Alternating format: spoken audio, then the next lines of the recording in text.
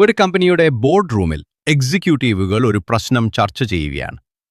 ജീവനക്കാരുടെ ഉൽപ്പാദനക്ഷമത എങ്ങനെ വർദ്ധിപ്പിക്കാം?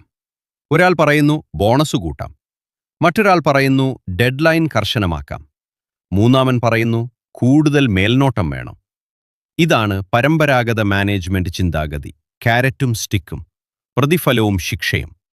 എന്നാൽ ഡാനിയൽ പിങ്ക് ഈ പുസ്തകത്തിൽ വാദിക്കുന്നത് ഈ സമീപനം കാലഹരണപ്പെട്ടതാണെന്നും 21ാം നൂറ്റാണ്ടിലെ ജോലികൾക്ക് ഇത് പ്രവർത്തിക്കില്ലെന്നുമാണ്. മനുഷ്യപ്രചോദനത്തെക്കുറിച്ചുള്ള 50 വർഷത്തെ ശാസ്ത്രീയ ഗവേഷണം വ്യക്തമായ ഒരു സന്ദേശം നൽകുന്നു. ലളിതമായ ആവർത്തനപരമായ ജോലികൾക്ക് പ്രതിഫല ശിക്ഷാ സമ്പ്രദായം പ്രവർത്തിക്കും. എന്നാൽ സങ്കീർണമായ സർഗാത്മകത ആവശ്യമുള്ള ജോലികൾക്ക് ഈ സമ്പ്രദായം യഥാർത്ഥത്തിൽ പ്രകടനത്തെ തകർക്കുന്നു. ഇത് ശാസ്ത്രവും ബിസിനസ് പ്രാക്ടീസും തമ്മിലുള്ള ഒരു വലിയ വിടവാണ്.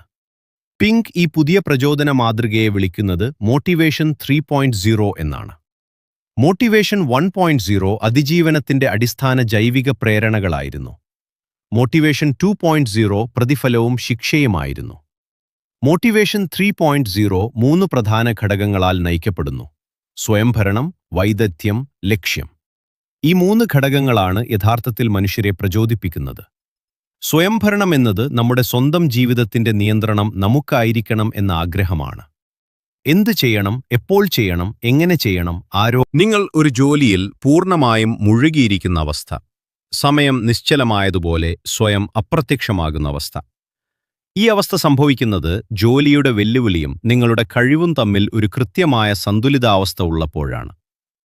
വെല്ലുവിളി വളരെ എളുപ്പമാണെങ്കിൽ ബോറടിക്കും, വളരെ ബുദ്ധിമുട്ടാണെങ്കിൽ ഉത്കണ്ഠ തോന്നും. ഫ്ലോ ഉണ്ടാകുന്നത് ഈ രണ്ടിനുമിടയിലുള്ള മധുര ബിന്ദുവിലാണ്. ഗോൾഡ് ലോക്സ് നിയമം എന്ന് പിങ്ക് ഇതിനെ വിളിക്കുന്നു. വൈദഗ്ധ്യം നേടാൻ മനഃപൂർവമായ പരിശീലനം ആവശ്യമാണ്. വെറുതെ ആവർത്തിക്കുന്നതല്ല, മറിച്ച് നിങ്ങളുടെ ദൗർബല്യങ്ങളിൽ ശ്രദ്ധ കേന്ദ്രീകരിച്ച് ഫീഡ്ബാക്ക് സ്വീകരിച്ച് നിരന്തരം മെച്ചപ്പെടാനുള്ള ശ്രമം. പുരോഗതി തന്നെയാണ് ഏറ്റവും വലിയ പ്രചോദനം. പുരോഗതി തത്വം എന്ന് ഗവേഷകർ ഇതിനെ വിളിക്കുന്നു. ഒരു ദിവസത്തെ ജോലിയിൽ നിന്ന് ജീവനക്കാർക്ക് ലഭിക്കുന്ന ഏറ്റവും വലിയ സംതൃപ്തി അർത്ഥപൂർണമായ പുരോഗതി കൈവരിക്കുന്നതിൽ നിന്നാണ്. ലക്ഷ്യമെന്നത് നമ്മളെക്കാൾ വലിയൊരു കാര്യത്തിന്റെ ഭാഗമാകാനുള്ള ആഗ്രഹമാണ്. പണവും അംഗീകാരവും പ്രധാനമാണ്, പക്ഷേ അവ മാത്രം മതിയാകില്ല. മനുഷ്യർക്ക് അവരുടെ ജോലിക്ക് അർത്ഥമുണ്ടായിരിക്കണം.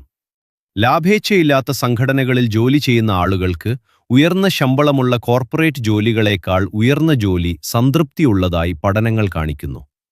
കാരണം അവർ തങ്ങളുടെ ജോലിയിൽ ഒരു വലിയ ലക്ഷ്യം കാണുന്നു. തോംസ് ഷൂസ് എന്ന കമ്പനി ഒരു ജോഡി ഷൂ വിൽക്കുമ്പോൾ ടൈപ്പ് ഐ എന്നിങ്ങനെ 2 തരം ആളുകളെ പിങ്ക് വിശദീകരിക്കുന്നു. ടൈപ്പ് എക്സ് പെരുമാറ്റം ബാഹ്യപ്രചോദനങ്ങളാൽ നയിക്കപ്പെടുന്നു: പണം, പദവി, അംഗീകാരം. ടൈപ്പ് ഐ പെരുമാറ്റം ആന്തരിക പ്രചോദനങ്ങളാൽ നയിക്കപ്പെടുന്നു: സ്വാതന്ത്ര്യം, വെല്ലുവിളി, ലക്ഷ്യം. ടൈപ്പ് ഐ പെരുമാറ്റം കൂടുതൽ വിജയകരമാണെന്ന് ഗവേഷണങ്ങൾ കാണിക്കുന്നു, പ്രത്യേകിച്ച് ദീർഘകാലാടിസ്ഥാനത്തിൽ. എന്നാൽ നല്ല വാർത്ത, ടൈപ്പ് ഐ പെരുമാറ്റം പഠിച്ചെടുക്കാവുന്നതാണ്. അത് സ്വഭാവത്തിൽ ഉറപ്പിച്ചതല്ല. നിങ്ങൾക്ക് സ്വയം ടൈപ്പ് ഐ ആകാൻ പരിശീലിക്കാം. സ്വയംഭരണം തേടുക, വൈദഗ്ധ്യം നേടാൻ ശ്രമിക്കുക, നിങ്ങളുടെ ജോലിയിൽ ലക്ഷ്യം കണ്ടെത്തുക. ഈ 3 ഘടകങ്ങളും നിങ്ങളുടെ ജീവിതത്തിൽ എത്രത്തോളമുണ്ടോ അത്രത്തോളം നിങ്ങൾ പ്രചോദിതരും സംതൃപ്തരുമായിരിക്കും. ചുരുക്കത്തിൽ, നമ്മുടെ പ്രചോദന സമ്പ്രദായം കാലഹരണപ്പെട്ടതാണ്. 20ാം നൂറ്റാണ്ടിലെ ഫാക്ടറി ജോലികൾക്കായി രൂപകൽപ്പന ചെയ്ത കാരറ്റും സ്റ്റിക്കും 21ാം നൂറ്റാണ്ടിലെ സർഗാത്മക ജോലികൾക്ക് പ്രവർത്തിക്കില്ല. പുതിയ യുഗത്തിന് പുതിയ പ്രചോദന മാതൃക ആവശ്യമാണ്. സ്വയംഭരണം, വൈദഗ്ധ്യം, ലക്ഷ്യം എന്നിവയെ അടിസ്ഥാനമാക്കിയുള്ള ഒരു മാതൃക. ഈ 3 ഘടകങ്ങളും നമ്മുടെ ജോലിസ്ഥലങ്ങളിലും സ്കൂളുകളിലും ജീവിതത്തിലും നടപ്പിലാക്കണം. കാരണം മനുഷ്യർ യന്ത്രങ്ങളല്ല. നമുക്ക് സ്വാതന്ത്ര്യം വേണം, വളർച്ച വേണം, അർത്ഥം വേണം. ഇവ നൽകുമ്പോൾ നമ്മൾ അസാധാരണമായ കാര്യങ്ങൾ ചെയ്യും. ഇതാണ് പ്രചോദനത്തിന്റെ യഥാർത്ഥ ശാസ്ത്രം. നിങ്ങളുടെ സ്വന്തം